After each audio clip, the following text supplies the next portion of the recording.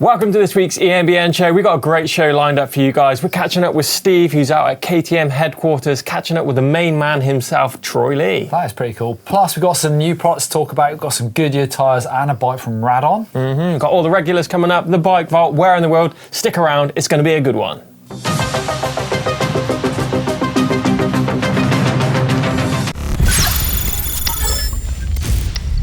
Now, new from GasGas in 2022, coming out around about the end of the year, is the new Light Trail. Now, this features a Yamaha air drive motor on it, 50 Newton meters of torque, and the same modes as you get on the PWX3, with the 4 modes, including the automatic mode, which I have to say is a great feature. So what have we got? Well, we've got 150mm travel, 29-inch wheels, front and rear, and a full carbon chassis on this bike. Now, you know, obviously with the lower torque motor comes the lower capacity batteries, but this bike comes in 2 models. The higher end one comes with a 410 watt hour battery, and the lower end one 530 watt hours. But I think it's really exciting times for GasGas. You know, chatting to the guys here out in Salzburg, they got a load of new bikes coming. They got motocross, hard enduro, which is a really exciting category, which we'll discuss a little bit later on in the year. But yeah, earlier on we caught up with the living legend, Troy Lee. Well, we're in the motorsports world of the Piera Mobility Group here near Salzburg, and have the great pleasure of being joined by Troy Lee. Troy, just come from LA, and I hear you've brought this new Troy Lee painted GasGas in the bag with you, right? Yeah, we painted it about a week ago. The fumes are still coming out of it, and I put it in a gear bag and brought some parts and put it together over here, and this is the first time anybody's seen it. Yeah.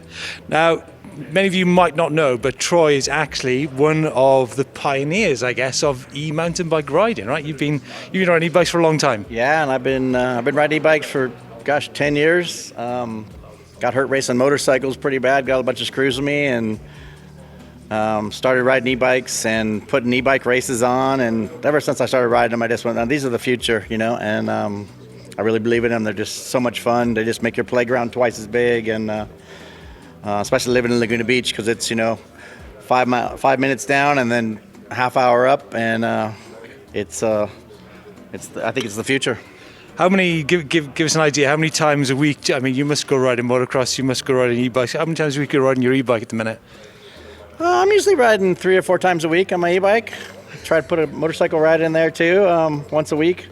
So yeah, it's a blast. Yeah, I guess it's, you know, Troy Lee Designs. You know, we looked at, you know, the link with motocross clothing. Then back in the 90s, it was, you know, synonymous with downhill clothing. Yep. I guess this is such it's a great time to be involved in 2 wheels, isn't it? With e-mountain bikes now is the next generation, right? Yeah, for sure. I think motorcycles and bicycles are coming together, and it's going to be exciting times. You know, everybody's coming out with something new all the time, and definitely it's been a pleasure working with, you know, the PR group.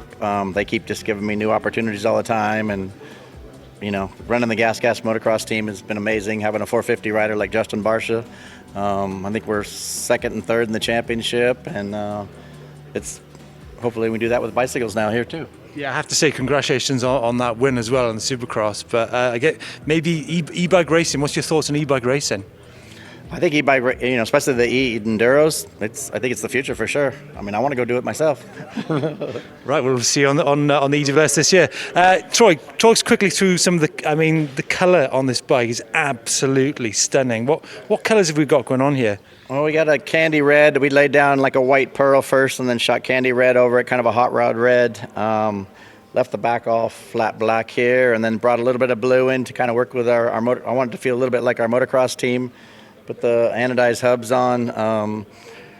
Crank Brothers did us some wheels up for the bike. Got some anodized pedals and just Renthal bars on it, and kind of put it together in the last couple, you know, week here. Really, we built it yesterday here, but I was super pumped that all the parts fit. So yeah, it's super cool. It's a stunning looking bike. Troy came out with a fantastic quote actually a minute ago.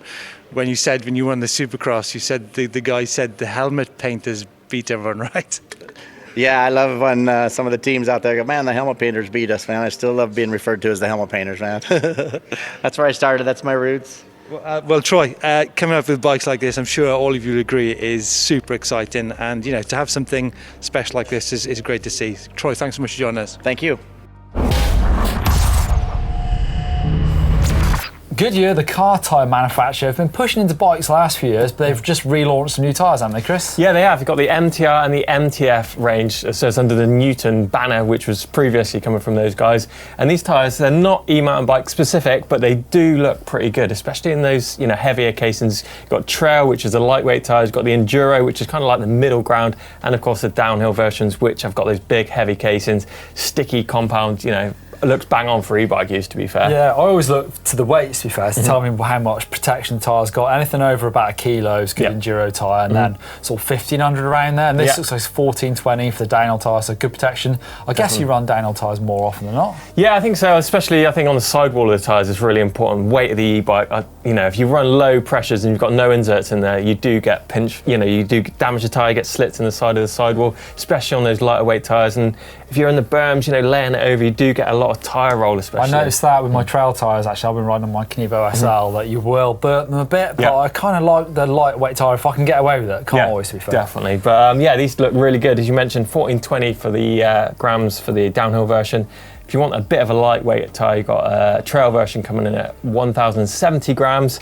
Tyre width, 2.5 inches up front, and you've got a 2.4 up to a 2.6 on the rear. Is that good? I know we see that sometimes with a bigger rear tyre. I think under 2.5 on an e-bike, I don't know, for like trail riding, I don't think you really want to go below that. I don't know what your thoughts are on skinnier tyres. Yeah, I've never rode the really wide back tyre, but yeah, 2.5 is kind of the magic number for me, I reckon. Yeah, I think so. Bang on. And price-wise, these look pretty good. Costing between £55 to £65, depending on the tyre choice, you know, trail, enduro or downhill, which one you choose. So yeah, some good value too.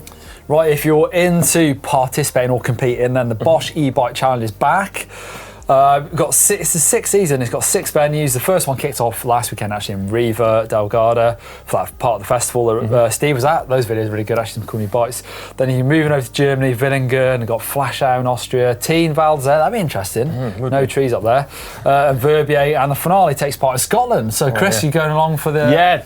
Definitely, I did do it, I think 3 or 4 years ago before COVID hit, actually. It was a really, really good event. I loved all the mix of like orienteering mixed in with bike riding as well. You had time stages, but you also had checkpoints all the way around. We had to like get I think you had to buzz like your card on it or something. Yeah, that's right. Log in and special stages. It was just an amazing atmosphere. There's a whole festival there, Tweed Love. So different vibes as well to EWSE, where it's quite kind of serious and really high-paced racing. It's a bit more of a big day out with a few stages in there. And they've got like what are the categories? Like there's an amateur and an advanced. So if you want to take it a bit more seriously, you can jump in that one. Or if you want just a big day out, try your hand at a bit of competing, then get involved with the amateur. Definitely, it's a great day out, and I think there's a good beer tent and gym bar, as I remembered, actually. Sounds good. New bikes. We've got a great new bike coming in from Radon, actually. So they do the shorter travel render, but this is called the Def. So it's slightly bigger travel, 170mm travel, carbon front end on it, aluminium rear, 29-inch wheels, got a Bosch 750 watt-hour battery powering that Performance Line CX motor. Comes in 3 different models here, and they're kicking off at €4,368. So some good value and a great-looking big travel bike. 170mm, yeah. Definitely. 29er. And Instagram, wow, it's been going off on the e-bike world. Have you seen much, Don? I have seen, Corey Martinez doing another BMX rider coming to e-bikes and doing some pretty crazy stuff. Yeah, he's doing some of that wild tree ride 360 to fakie. So it's going up that tree, spinning 360 back out of it and landing backwards. And that's a big, big move on any bike, let alone an e-bike with a battery and the motor and everything in there. And another guy that I think I've not seen posting much on his normal mountain bike recently. It's all about his e-bike, is Kurt Vorius. And again, doing some cool moves here. Big rock wall ride to bar spin out and some big drifts through the sand. Really, exciting stuff. So if you don't follow those guys and want a bit of e-bike action, definitely log into Instagram and give those guys a follow too. Don't forget the Global Bike Festival is happening 16th to 19th of June in Saalbach, Austria. Get involved, get yourselves there. You can come for a ride. EMBN, GMBN, GCN, we're all going to be there. leading rides, there'll be talks from some famous riders, there's going to be parties, pub quizzes, some top DJs. Yeah, and got some big names going out as well, haven't we? Chris Ackrig, Cara Beale, Tom Cardy. Yeah. Loads of roadies. Plus loads of us, most of the presenters are going to be there, so it's going to be a fun few days in the Austrian Alps. Yeah, looking good. And also, if you want to support us here on EMBN, a great way of doing it is by checking out the merch shop. We've got loads of new casual stuff in there. Hoodies, t-shirts, shorts, socks, stickers, you name it, it's in the EMBN merch shop. And it's a great way of supporting us here on the channel so we can keep making great videos for you guys. Right, on to the comments and questions from last week's videos. The looking after the electronics video, so Dara jumps in. Good tip on the sump drain holes. With an aftermarket bash guard, sometimes you get blocked very easy and they just get filled up, I guess. Best take off the bash guard every so often and check the area between the sump area of my last one filled up with murky water over time and rusted the lower battery connection wires. Yeah, I didn't think really about the aftermarket covers that you can get, sort of like the bash plate stuff. Some of those will obviously block the factory some sort of drain holes in your guard, so definitely think about that. And what about moto foam? I guess it stops stuff getting put in there, but they can stay a bit damp sometimes. Yeah, how well they dry out. And I think some of those motors, like the Shimano ones, the actual contacts are quite low on that, so if you are riding in extreme conditions or overzealous bike washing, it is quite easy to fill your bike up. So yeah, definitely some top tips. Yeah, but those drain holes are definitely something you want to be keeping open. Tom Quimby here, he says, best way to protect the motor and suspension pivots is to fit real mud guards and avoid puddles and deep mud. That's quite hard when you're mountain biking, isn't it? Yeah, I guess so. I've always found that I just keep on top of it if I can and just keep filling them with grease. I know mud guards are going to stop a lot of that water getting washed through there, I suppose, but I don't love the look of a rear mud guard. No. I'd rather compromise and take the bearing covers off and just do that a bit more often, but yeah definitely going to help. Maintenance, that's for sure, one of the biggest things. As you mentioned, grease, I think stopping that water creeping into your bearings is a big one. That's what Harry Norman's saying, dielectric grease and ACF 50, don't know what that is, for all your connections. So ACF 50 is like it's almost like what, I think it's like a water inhibitor sort of spray, almost like a new school WD-40 like we'd kind of use. Right, yeah. Stops all that stuff and stops rust in its tracks. I actually rode my Access rear mech, my SRAM wireless mech, through a big water crossing the other day. Did you? Underwater? Yeah. Was it? And it's all good? Survived. All good? Oh, nice. So far. But it's great hearing from you guys, all your comments on the videos. Always get involved down below. Love hearing it. Right, got some cool tech of the week this week. This is Derek, who is charging his Focus Sam Squared in the back of his car. So he soldered in some cables via fuses, safety first, and used a voltage meter to keep an eye on the battery. It's in the back, in the boot of his car. I didn't realise that, and mine was sort of in the front. Yeah, no, I think some of the cars actually have those batteries in the back, and as you mentioned, I think just plugging that inverter in, it looks pretty straightforward to me. I didn't realise using the it's that voltage easy. meter to keep an eye on things so it doesn't just run down the... It's a big battery nonetheless, and have a coffee break whilst it charges in the back of the Kia. Boom. Nice. Hopefully it doesn't go boom. Easy way of doing it. And we've got a Mark here with a bit of eco charging going on. He's got 2 large solar panels, 10 recycled car batteries wired in parallel, equals 700 amp hours. It's got MPPT solar controller, 3000 watt inverter, charging 3 e-mountain bikes, plus all the electrics that go with it. It's the way to do it, especially if you can get the recycled car batteries, because they can be expensive, can't they? So you've got to wire them all up in series, I guess. I'm no expert, but that's what it looks like on picture, and then it just... It must be so heavy, that thing. That's the only thing I can think of. Like 10 car batteries. I'd love to be able to do this at home, just have some sort of green setup for charging your batteries. Cool, isn't it, doing it all off solar? Great seeing all that stuff. So if you've got anything tech or any riding footage, videos or pictures, please use the upload service, and details of that are up on screen. Could be you in next week's show. Right, let's see what's been going on out and about. Right, it's time for Where in the World to see where you guys and girls have been riding your e-bikes all over the world. We've got some great entries in this week. First up, we've got Zabolks. He's out in Apuseni in Romania on a Specialized Turbo Levo. I bet there's some terrain around there. I watched the Romaniacs, the motorbike enduro thing. There's some of those hills, and there's just endless terrain over there. So e-bike country. I bet Romania is a good spot for the e-bikes. Yeah. Mark on his Merida E160 in Swaledale, North Yorkshire, late evening, top of the moors, cruising to a Sam Cooke playlist. Oh, nice. I'll check this out then. Good view. Really nice shot here from Marcus. He's got a Nikolai e-box. He's on the roller coaster trail at Finale. I bet you've ridden that one. I have ridden that. That's a good spot because that is, well, there's a massive road climb. I've done that as well on my mountain bike to get up there, and there's a real on descent. I bet on e-bike That's well good. I think I've actually got a photo of my bike in that same viewpoint. Have you? Some nice colour coding going on that as well. Got some nice orange bits. Yeah, they're so big. I'm guessing that's the 29 in front and back. Yeah. But those bikes just kind of long wheelbase. They look totally different. The geometry of those things. Nice.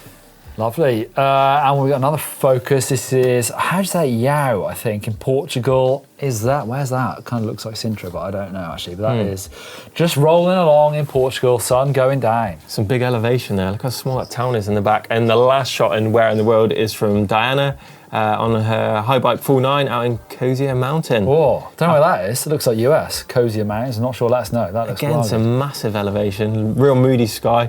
That's a hell of a shot. As I say, after some rain and snow biking, where's the snow? It must be out of shot, I guess. But I don't know, yeah, it looks like a hell of a spot. Love seeing all those bikes. Make sure you use the uploader to keep sending these pictures in. Love it.